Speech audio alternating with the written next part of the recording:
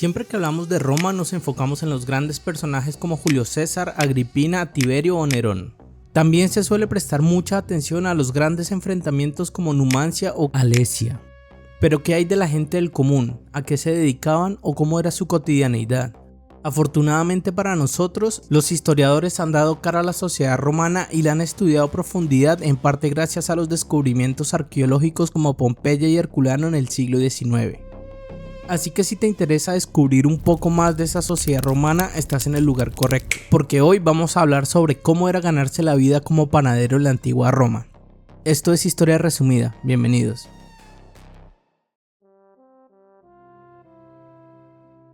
Durante más de 600 años desde la fundación de Roma hasta bien entrada la República, los romanos basaron su alimentación en el consumo de gachas, un plato sencillo que se preparaba cociendo granos de avena en agua o en leche. Este plato tan básico era preferido por campesinos y soldados tanto por su alta fuente de nutrientes como a su facilidad de preparación. Pero todo cambió en el 171 a.C. cuando los vientos y tambores de guerra resonaron en el horizonte. La Tercera Guerra Macedónica enfrentó a la República con el rey Perseo de Macedonia. Este conflicto, provocado por la amenaza de la expansión macedónica, terminó con una aplastante victoria de la República y la balcanización de Macedonia en 4 provincias romanas.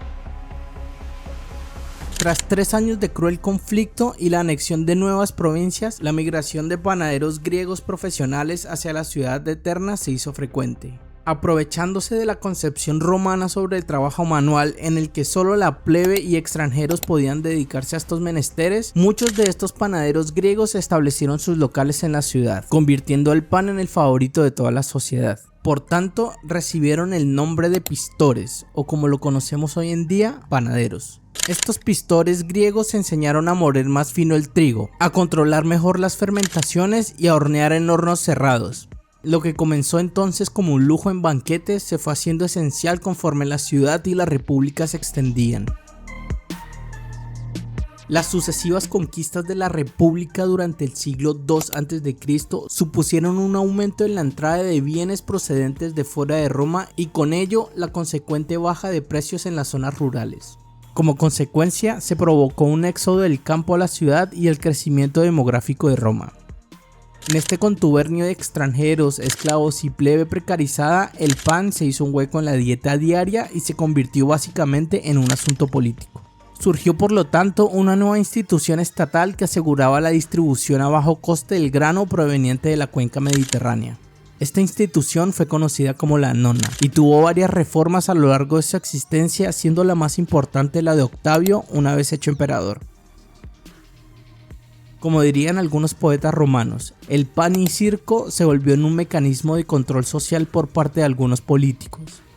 Octavio, centralizando la distribución del grano en su figura, evitó la acumulación de poder en los políticos e hizo que este reparto fuera gratuito para más de 200.000 personas y facilitó la creación de pequeños establecimientos donde se producía pan diariamente.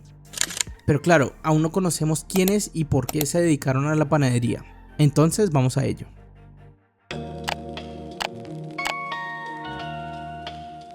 Gracias al asentamiento de los panaderos griegos y la expansión de su profesión, la ciudad se llenó de panaderías con el correr de los años. Pero la cuestión es la siguiente: ¿quién trabajaba en aquellas panaderías que surtían de pan diariamente a Roma? La cosa es que panaderías había muchas y de diferentes tamaños. Todo dependía de su dueño y de las facilidades que el propio Estado le diera a través de la nona. Ahora bien, podría ser un propietario acaudalado en propiedad de varios hornos y panaderías distribuidas por las ciudades o ser un artesano del pan que vive de ello.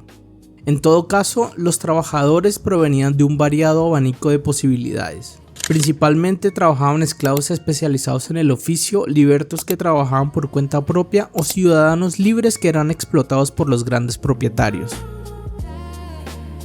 Los pistores llegaron a ser hombres influyentes. En época republicana y bajo el imperio, muchos intentaron entrar en la política local llevando pan gratis al pueblo. Así nació la frase "da buen pan", expresión que significaba ganó prestigio dando buen pan al pueblo. Así que podemos decir que el negocio era bastante rentable y en muchas ocasiones facilitó el ascenso social de libertos que lograron acumular grandes fortunas.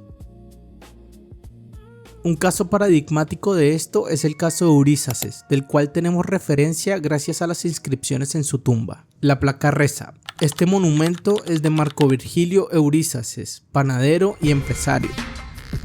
Eurísaces fue un liberto que amasó una gran fortuna después de su manumisión. Esto se indica en su monumental sepulcro erigido a finales del siglo I a.C. en la vía Pranestina junto a la Puerta Mayor de Roma. En la arquitectura de esta tumba se ven los moldes circulares donde se amasaba el pan, lo cual prueba la identificación pública de este personaje con su oficio. Valga la pena decir que estos casos no eran tan frecuentes y aún así quienes no lograron amasar una fortuna tenían la posibilidad de agruparse en una especie de gremios laborales. Estos eran de adhesión espontánea y no estaba regulado por el Estado, pero sí que servía para apoyarse mutuamente como pistores en el día a día. Otro aspecto fundamental de este gremio es que cabía la posibilidad de que cada pistor tuviera su sello personalizado, esto con el fin de diferenciarlo en los hornos comunales durante su cocción. En inscripciones funerarias y en paredes de Pompeya se encontraron centenares de panes quadrati, que eran estos panes marcados con el sello de cada panadero, lo que indica que este pan se preparaba en hornos comunales como había dicho. Un ejemplo famoso es el hallazgo de una hogaza carbonizada en Herculano con la siguiente inscripción latina. Esta quiere decir propiedad de Celer, esclavo de Quintus Granius Verus. Cada pan se marcaba con el nombre del amo o del panadero antes de hornearlo para luego retirarlo en el horno colectivo. Al abrirse la jornada en una panadería romana comenzaba un proceso organizado que unía logística, trabajo manual y ventas. El punto de partida era la llegada del grano. En las grandes ciudades, gran parte del cereal procedía de las provincias y entraba por los puertos. El abastecimiento podía pasar por circuitos comerciales privados o por las redes oficiales de la annona que regulaban y en ocasiones entregaban grano a los obradores para su transformación. Al llegar se descargaba en sacos, se limpiaban las impurezas y se depositaba en silos o almacenes secos donde debía permanecer protegido de la humedad y de plagas hasta su molienda. La molienda convertía ese grano en harina y marcaba el ritmo técnico del taller. Muchas panaderías contaban con molinos manuales o impulsados por animales. En ciudades de mayor tamaño existieron molinos hidráulicos que aumentaron la capacidad del procesamiento. La molienda podía realizarse en el mismo pistrinum o en las instalaciones cercanas. La calidad y el tipo de molienda condicionaban la textura de la harina y por lo tanto la categoría del pan. El espacio de trabajo, tal como muestran restos arqueológicos de Pristina en Pompeya y Ostia, combinaba áreas para molienda, depósitos de harina, la mesa de amasado y el horno. El horno, llamado fornax, solía ser de cámara con bóveda y una boca por la que se introducía y sacaba el pan. Enfrente o adosado podía hallarse el mostrador donde se exhibían y vendían los ejemplares. El trabajo cotidiano seguía unos pasos reconocibles: el pesaje de la harina y mezcla con agua y sal, incorporación del fermento, que era preferiblemente de masa madre, y el amasado manual hasta obtener una masa homogénea. Luego venían los reposos de fermentación según la temperatura. Después el formado de hogazas, panes planos o pequeños productos y por último la cocción. Los hornos podían precalentarse con leña, retirarla y aprovechar el calor residual o trabajarse con combustión más continua según el volumen de producción. Existían también métodos más simples como hornear bajo tejas o en vasijas cerámicas para producciones domésticas o raciones menores.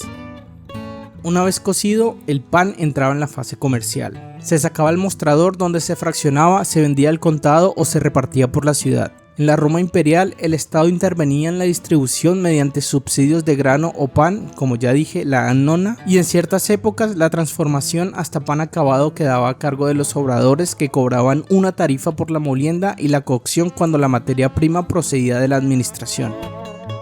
Además, existían porteadores y vendedores ambulantes que llevaban pan a domicilios y mercados. Sumado a esto, las relaciones de clientela se aseguraban con pedidos regulares para familias, talleres y funcionarios.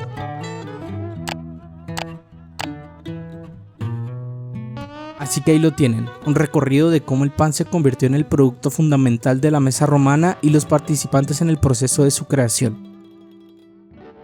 Si te gustó este video, no te olvides de compartirlo con alguien más y darle like, con eso nos ayudarás un montón. Esto fue Historia Resumida y nos vemos en un próximo video. Chao.